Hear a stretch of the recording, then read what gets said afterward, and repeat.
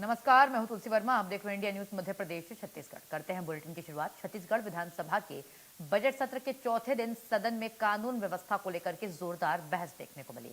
Custodial death, हत्या और लूट के मामलों को लेकर के सरकार और विपक्ष के बीच तीखी नोकझोंक हुई।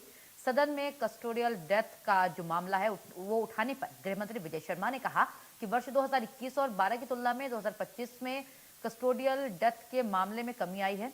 उन्होंने बताया है कि प्रश्नाधीन अवधि 13 महीनों की है और इस दौरान 67 कस्टोडियल डेथ दर्ज हुए हैं। जेलों की अगर बात करें तो जेलों में बढ़ती कैदियों की संख्या पर उन्होंने स्वीकार किया कि कैदियों की संख्या जेल की क्षमता से अधिक है, जिसके चलते नई बैरकों के निर्माण की प्रक्रिया जारी है। वहीं उन्होंने पूर्व मुख्यमंत्री भूपेश बघेल ने कहा कि कांग्रेस पहले भी ये मुद्दा उठा चुकी है, लेकिन संतोषजनक जवाब नहीं मिला है। जीवन ठाकुर की मौत को उन्होंने सरकारी हत्या बताते हुए कहा कि मंत्री को पूरे मामले की जवाबदेही स्वयं लेनी चाहिए।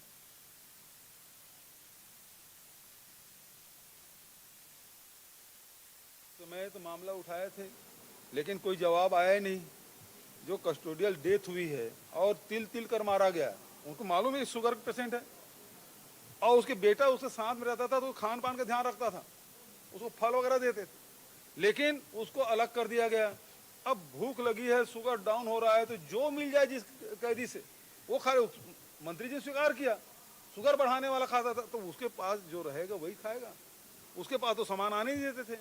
जो और कैदी के पास सामान रहता था, जिसमें मिठाई भी हो सकता था, बिस्किट भी हो सकता था, वो सब चीजें, तो उसका शुगर बढ़ते गया।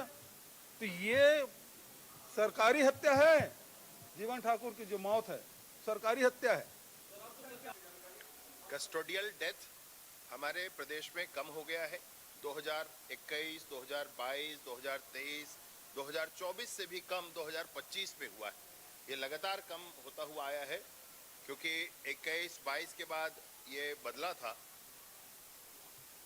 कस्टोडियल डेथ लगातार कम हुआ है। 22 और 23 में जितना था उससे कम 24 में, और उससे भी कम अभी 25 में हुआ है।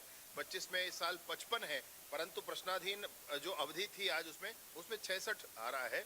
उसके संदर्भ में बात हुई है। एक विशेष प्रकरण के संदर्भ में चिंता पूर्व मुख्यमंत्री जी की थी, और उस संदर्भ में मैंने सदन में स्थिति बहुत स्पष्ट किया कि किस तरीके से असहयोग के कारण, किस तरीके से स्वयं तबीयत के खराब होने के कारण उनको पहले 2 बार कांकेर के हॉस्पिटल में भर्ती कराया गया, और उसके बाद उनको रायपुर रेफर किया गया। रायपुर में वो भर्ती हुए और उसके बाद उनका स्वर्गवास हो गया, जिसके संदर्भ में स्वर्गीय जीवन ठाकुर के संदर्भ में कह रहे थे मुख्यमंत्री जी, पूर्व मुख्यमंत्री जी। तो मैंने उसके बारे में सदन में स्पष्ट किया है।